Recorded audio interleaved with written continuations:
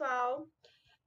Nós vamos começar hoje uma entrevista e vamos começar explicando sobre as cores do mês de junho, né? Que são vermelho e laranja. Este mês é dedicado à conscientização sobre a doação de sangue, que é representada pela cor vermelha, e também sobre anemia e leucemia, que são simbolizadas pela cor laranja. Pensando em reforçar essa temática, o Jornal Anamnese, nosso jornal trimestral do PET Medicina, dedica sua edição de junho a esses assuntos tão importantes. Eu sou Priscila, eu sou aluna do 5º período de Medicina da Universidade Federal de Mato Grosso, e é com muito prazer que eu falo hoje com o Gabriel Massotti, advogado, especialista em Direito da Medicina, meu conterrâneo de Uberlândia, Minas Gerais, e com uma história inspiradora de cura de leucemia e transformação da dificuldade em esperança para muitos. Gabriel, já se passaram quase 10 anos desde o seu transplante, né? Como foi o processo de espera até encontrar a doadora compatível? Olá, bom dia a todos vocês, a todos os colegas, né, da Universidade Federal do Mato Grosso, aos alunos da Faculdade de Medicina, uma profissão tão valorosa que literalmente devolve, salva vidas e que tem talvez a missão profissional a mais relevante das atuações profissionais. Obrigado, Priscila, pelo convite. E poder falar sobre leucemia, poder falar sobre transplante de medula óssea, é literalmente falar sobre vida. O meu diagnóstico ele aconteceu em 2011, quando já haviam 98,2% das células consumidas pelo câncer. Então, já era um estágio bastante avançado.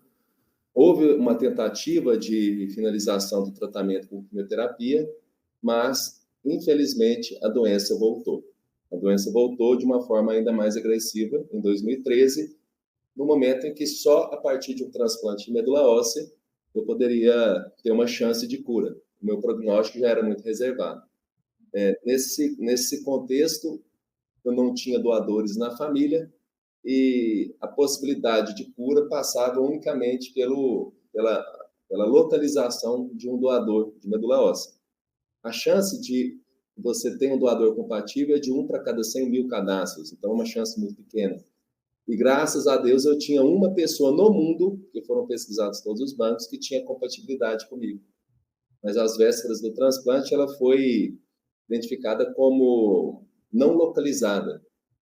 Então veja que tão importante quanto se cadastrar, também é importante manter o seu cadastro atualizado para que você possa ser encontrado. No meu caso, e eu acho que vou poder contar um pouquinho sobre isso aqui, a pessoa que me salvou tem uma história de vida e talvez valha a pena ser contada. Com certeza. Gabriel, é muito importante falar isso, né, sobre a dificuldade de encontrar um doador compatível, né, até pela própria miscigenação dos brasileiros, né. Eu fiz o cadastro como doadora de medula em 2016 e até hoje nunca me ligaram. E falar também sobre a importância de atualizar o cadastro, né? Desde que eu mudei para Cuiabá, eu tive esse cuidado de atualizar o cadastro. E isso é bem tranquilo, né? Pelo próprio aplicativo do Redome, você consegue fazer atualização. E nós aqui do PET, eu até comentei com você, a gente tem um projeto que é o Cadastro do Bem, que visa justamente conscientizar as pessoas sobre a importância de se cadastrarem como doadoras, né? Justamente por essa dificuldade de encontrar a compatibilidade. Então, o nosso projeto, a gente já fez algumas ações dentro da própria universidade, a gente foi em alguns blocos de diferentes cursos, a gente até dá um pirulito com um QR Code que tem uma cartilha com maiores informações, que foi uma forma simples que a gente encontrou para atrair as pessoas. A gente também já fez uma ação num dos parques da cidade, que foi no Parque Tianair. E também a gente foi em alguns cursinhos de pré-vestibular, que por enquanto muitos deles ainda não têm idade para se tornar doadores, né, para se cadastrarem, mas quer dizer, a gente já vai semeando a ideia, né, a importância desse cadastro. E eu queria te perguntar antes de você me contar da história da sua doadora, da criação da plataforma Salve Mais Um, né? Durante o seu transplante, você recebeu várias bolsas de sangue, né? E aí eu queria saber como que surgiu a ideia de criar a plataforma, se foi por meio dessa necessidade que você viu, né, de várias pessoas se disponibilizarem, né, para poder salvar umas às outras, né? Primeiro, né, parabéns pela iniciativa de vocês. É muito reconfortante saber que os médicos do futuro, que são vocês, estão alinhados com essas questões humanitárias, com essas questões de cuidado com as pessoas. Tanto se fala, né? A medicina está formando maus profissionais, a gente vê isso todo dia, né? É médico demais, e ver que vocês antes mesmo de estarem graduados, já tem essa preocupação inata dentro de vocês, isso é muito bonito. Isso dá uma esperança para que a gente tenha dias cada vez melhores. Parabéns mesmo, isso é muito legal. Achei muito legal e vou divulgar. Que bom, ficamos muito felizes. E o Salve Mais Um, ele veio a partir dessa história, que vai ter muita relação com a minha doadora, mas especialmente pelo fato, em relação ao sangue, de eu ter recebido, durante o meu tratamento, 70 bolsas de sangue. A maior parte delas de pessoas que, com certeza, eu não conheço. E com muita convicção, jamais vou conhecer. Então, de novo, pessoas que eu não conheço me devolvendo a vida. Então, junto com um amigo que é muito talentoso, o Thiago Leite. Thiago Leite, ele é cartunista. Ele era cartunista do Maurício Ricardo, da Charge.com. Ele criou uma campanha nas redes sociais, na época de procurar doadora de medula, e ele falou assim, cara, a gente não pode deixar isso acabar por aqui. Depois que deu tudo certo, depois que eu já estava curado, entre aspas, né? A gente criou a campanha do Salve Mais Um, que hoje é um projeto, né, muito já consolidado, mas essa aproximação de quem pode doar para quem precisa receber. Então, a plataforma nas redes sociais, ela permite que você possa identificar o seu tipo sanguíneo, com qual tipo sanguíneo é compatível ou não. Qualquer pessoa pode criar campanha para qualquer outra pessoa. Então, traz uma facilitação, traz um engajamento maior. E tem um detalhe importante, Priscila, porque as pessoas, por exemplo, se você coloca num jornal, na hora do almoço, que passa na TV Globo, olha, o Hemocentro precisa de sangue. Prédio não precisa de sangue. Quem precisa de sangue são as pessoas. A pessoa que não é doadora, ela não se cativa com uma informação como essa. O Hemocentro está precisando de sangue, qualquer tipo. A pessoa que não tem essa predisposição, isso não vai atingir. Agora, quando você coloca a foto, coloca a história da pessoa, que aquela pessoa está precisando do sangue, a gente viu que o engajamento é outro. A gente consegue transformar a realidade do número de doadores, especialmente os recorrentes. Porque a pessoa vai uma vez e aí ela é convocada depois. Ela entra para dentro do sistema, isso se torna mais fácil. O difícil é tirar aquela pessoa que nunca teve. E não é uma questão de maldade, não é uma questão de insensibilidade, é a questão de não ter o hábito. Sim. E nós somos condicionados a ter hábitos. Então, quando a população entende isso, e o Salve Mais Um tem conseguido isso, a gente consegue uma transformação, uma base de doadores recorrentes dentro do sistema para evitar tantas campanhas. Com certeza. Nossa, é um projeto muito maravilhoso. Bom, agora eu queria saber da sua relação com a sua doadora, né?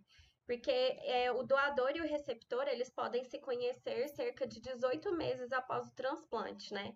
E como que foi conhecer a Elza?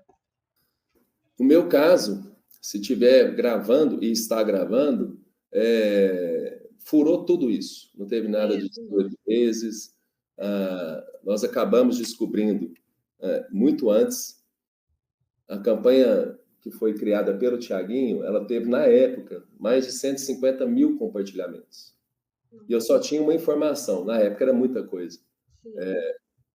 E na época eu tinha duas informações, que era uma moradora de Rondônia e que era uma mulher. Então, eu estava de dentro do hospital, desesperado, porque era a minha única chance de vida. Eu liguei nas 51 secretarias de saúde do estado de Rondônia, que são 51 cidades, eu descobri que tinha 1 milhão de habitantes em Rondônia, e eu falei assim, eu vou achar essa mulher. E a ideia era, assim, com essa campanha, tentar achar. Onde que será que ela está que a gente não consegue achar? E quando a gente descobriu quem era, a Elza, o nome dela, a gente descobriu que era uma moradora de Rondônia, que se casou aos 12 anos de idade, que nunca tinha ido na escola, que tinha 2 filhos, que morava de favor nos fundos de uma igreja, de favor, em troca de lavar a igreja, e ela era doadora de medula. Impressionante. Se você fizer uma enquete na sua turma, possivelmente nem 10% são doadores de medula. Verdade. Então, veja que a noção de solidariedade dela, ela não dependia de estudo, de formação. A minha maior vergonha foi essa, eu não era doador de medula. Uhum. Não era doador de medula. Então, foi um tapa na cara. Um tapa na cara. Porque a gente só vê a necessidade na hora que precisa. Ela não. Ela, tendo todas as necessidades do mundo, menos essa, ela falou assim, eu vou fazer o meu cadastro, porque pode ser que um dia eu precise salvar alguém. Nossa, Isso muito não tem bacana. professor que ensina na faculdade, não tem universidade de Oxford que ensine a pessoa a ter esse altruísmo de proativamente se tornar um doador. Verdade. Então, isso para a gente foi muito forte. Ela conta que isso fez parte de um sonho que ela teve. Porque ela sonhou que precisava ajudar um rapaz. Ela já estava cadastrada há muitos anos. E aí o marido dela... E a gente achando que a gente que achou com a campanha. Uhum. E ela sonhou e o marido dela passou na casa antiga que eles moravam e tinha uma cartinha lá que estava lá um tempão. Um telegrama do Redome, que é o Registro dos Doadores de Medula Óssea, que é vinculado ao INCA, que é o Instituto Nacional do Câncer. E aí ele chegou no final da tarde do trabalho com essa cartinha em mãos e falou assim, ó, chegou para você. Ela falou assim, é alguma coisa que eu preciso ajudar um rapaz. Nossa, é de arrepiar a história. É de Deus. É de Com Deus. certeza. É de Não Deus. tem explicação, né? E quando eu falo de Deus, muitas pessoas que até se assustam. Mas o que é importante a gente tratar, Priscila, nos bancos, na academia, dentro das faculdades de medicina, é que é cientificamente provável. É a medicina que prova que as pessoas que têm fé, as pessoas tementes a Deus, aos seus orixás, aos seus espíritos, independentemente da religião, elas têm 29% de chance de cura de doenças graves em relação a quem não tem. A religião falando isso, é a ciência, científicos, com mais de 2.000 pacientes analisados. A fé cura. Sim, com certeza. Então, ter essa dimensão, e eu fui me aprofundando dentro disso, tive a oportunidade de conhecer a Elza pouquíssimos dias depois do transplante, um abraço nela e fui buscar no aeroporto, nem podia fazer isso. E dar um abraço na pessoa que estava indo ali te salvar, foi uma coisa assim, foi muito forte. Muito forte. Imagino. Nossa, com certeza. Gabriel, e você buscou retribuir a generosidade dela com a construção da casa própria, né? Para ela, teve a construção do salão, né? E também a capacitação profissional dela. Aí eu queria saber se você poderia contar um pouquinho dessa história também. Na verdade, desde que o transplante aconteceu, que deu tudo certo, né? Ela precisou ser chamada de novo para doar outro tipo de célula. Vocês já estudaram isso, os linfócitos, né? Antes eram as células tronco e depois, para consolidar o transplante, ela teve que voltar para coletar linfócitos, células T. Eu, de alguma forma, eu queria achar uma forma de retribuir. E eu inscrevi essa história em todos os canais de televisão. Porque eu estava advogado, sem trabalhar, há 3 anos afastado, eu não tinha como ajudar financeiramente. E ela não queria isso também. Mas eu, de alguma forma, eu queria ajudar. E aí me ligaram lá do Caldeirão do Hulk para participar de um programa que como é que é o nome? The Wall, que cai umas bolas assim e você responde pergunta, que você pode ganhar até 1 milhão. Fomos eu, minha esposa e a Elza, o estúdio, para conseguir o dinheiro que era todo para ela. E nós erramos tudo. E nós saímos do programa devendo. devendo o Luciano Huck, porque Meu saiu Deus. negativo, negativo.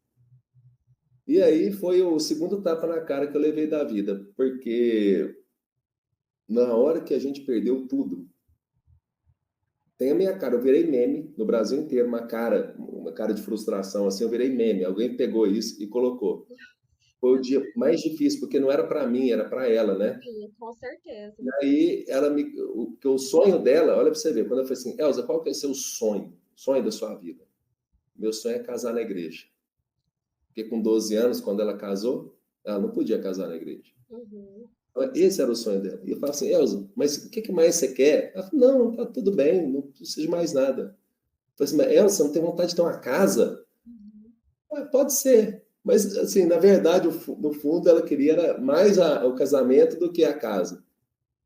E aí, ali na hora, com aquela frustração toda, ela falou assim, por que você está triste? Hoje é o dia mais feliz da minha vida. Eu andei de avião. Eu estou no Luciano Huck. Eu conheci o Luciano Huck. Hoje é o dia mais feliz da minha vida. E para mim, eu estava acabando com os sonhos dela. Uhum. Então, foi o segundo tapa na cara que a Elza me deu. E vendo tudo aquilo, o Luciano Huck estava vendo aquilo. Ele falou assim, cara, eu não dou conta. O casamento eu vou dar. Uhum. O casamento eu vou fazer. O programa vai fazer, né? E eu falei assim, cara, eu não sei como que a gente vai fazer com essa casa, mas ela vai ter que acontecer. Então não fui eu que dei a casa para a Elza. Primeiro, eu sou muito temente a Deus. Foi Deus que deu essa casa para ela e através de 500 pessoas que doaram. A gente criou uma vaquinha na internet e 500 pessoas contribuíram. Tem uma doação lá, até hoje eu não sei quem foi. R$ 30.000. Nossa. Não se identificou, anônima, doação anônima, e está lá, R$ 30.000 dentro dos caixas. E isso foi tão incrível que quando eu pedi para ela escolher assim, escolhe a casa dos seus sonhos. Mas que tipo de casa? A casa dos seus sonhos. Uhum. Ela escolheu uma casa tão simples, mas tão simples, mas tão simples, que eu não aceitei. Uhum. Elza, desculpa, mas você precisa sonhar mais. Você Uhum. merece muito mais. Escolhe uma casa. Eu quero uma casa grande, eu quero uma casa de 3 quartos, eu quero uma casa confortável, que tenha quintal, que tenha garagem. E aí ela escolheu uma casa. Só que o dinheiro da campanha não deu. Uhum. Faltava uns R$ 40.000. E eu liguei para o dono da casa, para a dona da casa, e contei a história. Eu falei assim, eu preciso dessa casa. Uhum. Eles estavam separando. Por isso que eles estavam vendendo a casa. O casal estava separando. E com muita conversa, eu fiquei muito emocionado nesse dia, porque eles falaram o seguinte, nós vamos fazer pelo valor que você tem. Para que essa casa signifique que a gente está desfazendo a nossa relação. Família simples. Família simples. Precisa do dinheiro. Uhum. Vamos falar que eles foram os maiores doadores. Eles abriram mão de R$ 40.000. Com certeza. Para que essa casa nossa aqui signifique algo tão importante para a vida de alguém. Então, veja, pessoas simples ajudando pessoas simples. Eu nunca fui uma pessoa simples. Uhum. Eu fui. Então, o que eu aprendi com essas pessoas, sabe? Eu não sei se eu abriria mão de R$ 40.000.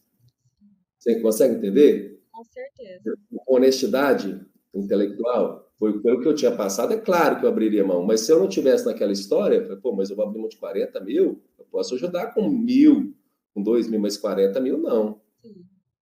Então, foi mais uma prova do agir de Deus, de como a solidariedade movimenta as pessoas. Então, saber que vocês, através do Cadastro do Bem, não é esse o nome do programa? Isso. E através do jornal, com certeza vocês estão transformando a vida de pessoas. Ai, que bom, Gabriel. Nossa, essa história é muito emocionante, né? Pra gente ver o tamanho dessa corrente do bem, né? Como as pessoas foram se mobilizando para ajudar umas às outras, isso é muito bonito de se ver. E com certeza é uma lição para todos nós, né? E, Gabriel, falando sobre casamento, eu lembro que eu te acompanhava pelo seu blog, né? Sim. Que não existe mais, né? Assim, essa correria da vida, ele está lá ainda online, mas eu tenho muita dificuldade de continuar alimentando, né? Mas eu tenho um compromisso de transformar todas aquelas aventuras do blog num livro. Eu pretendo fazer isso no ano que vem. para, de alguma forma, tentar fazer com que esses livros cheguem para as pessoas que sejam em tratamento de doenças graves.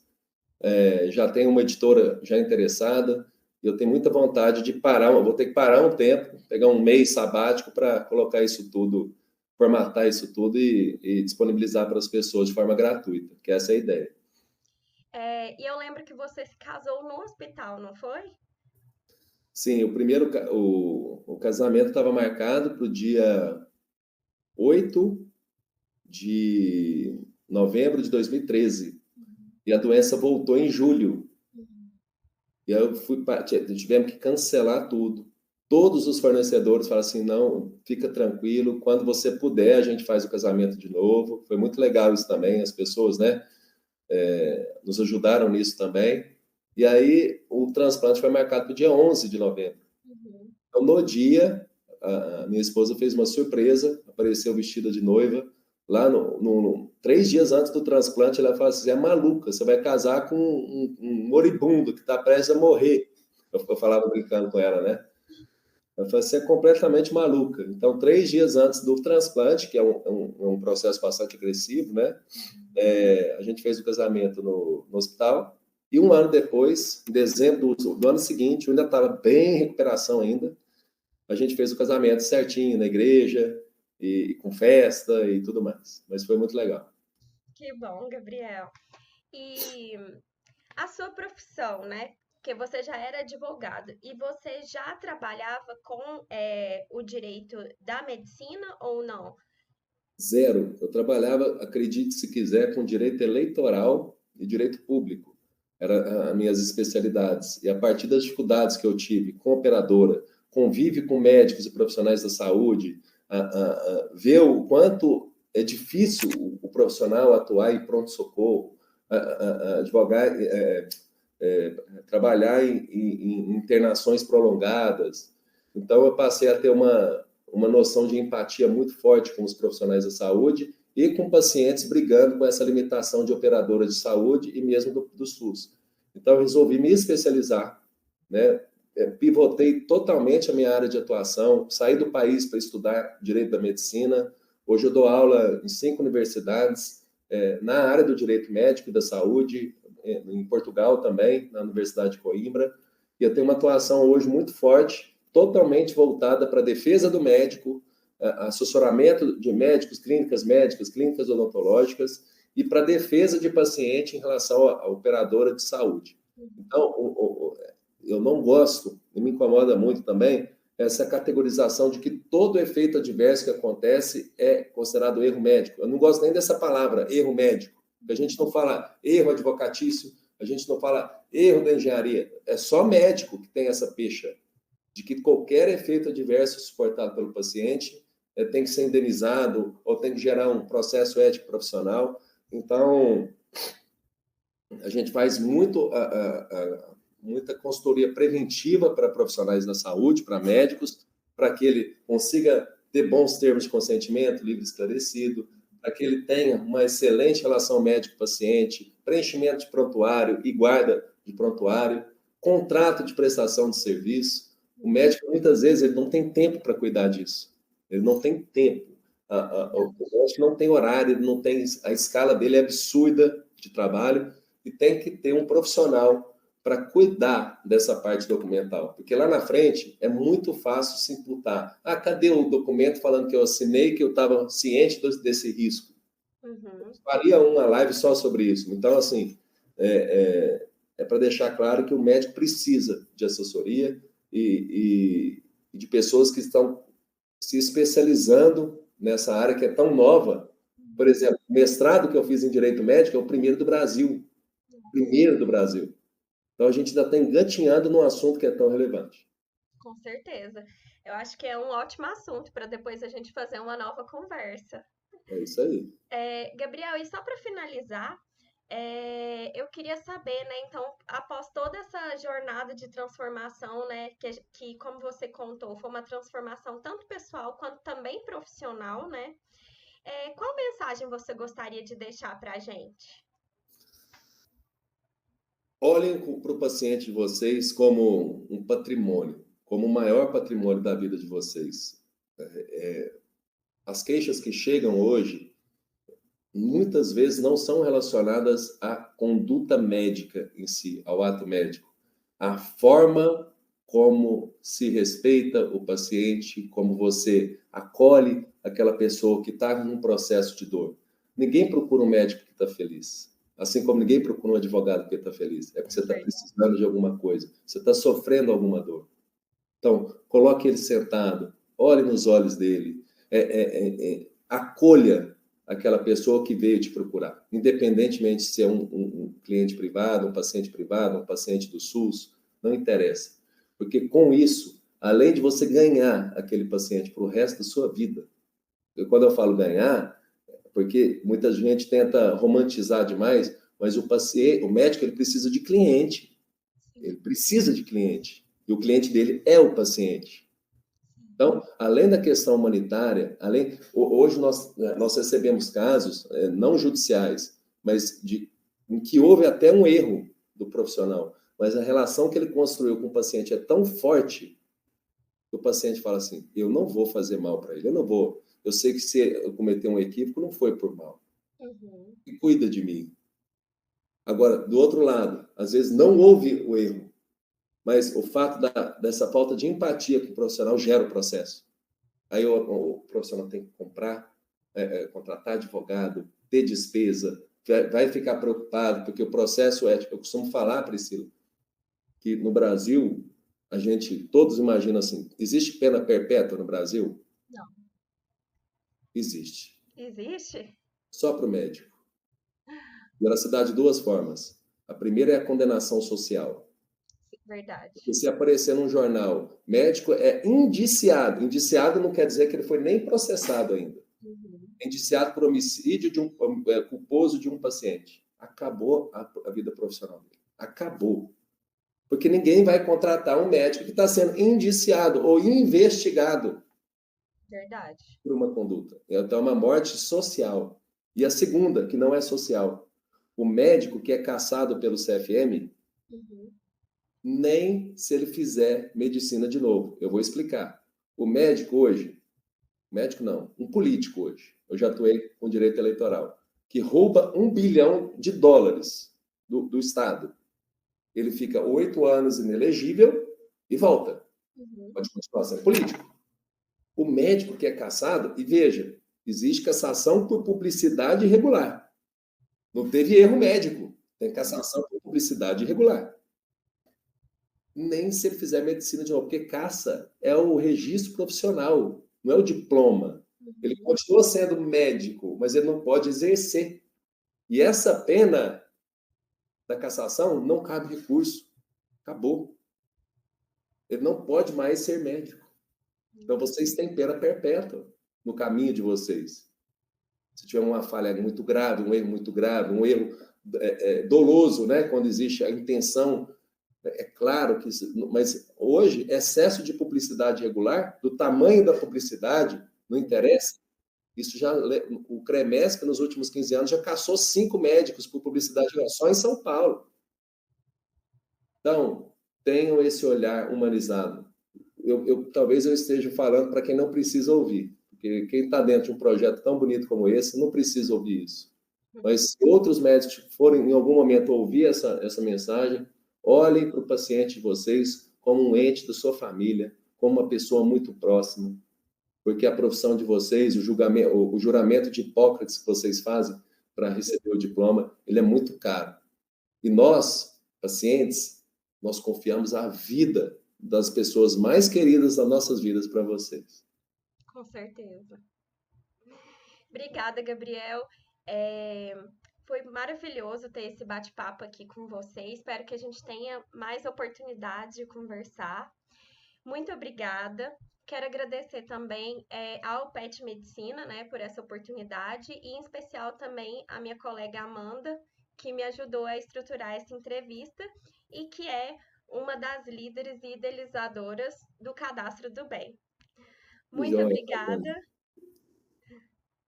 Grande abraço para você.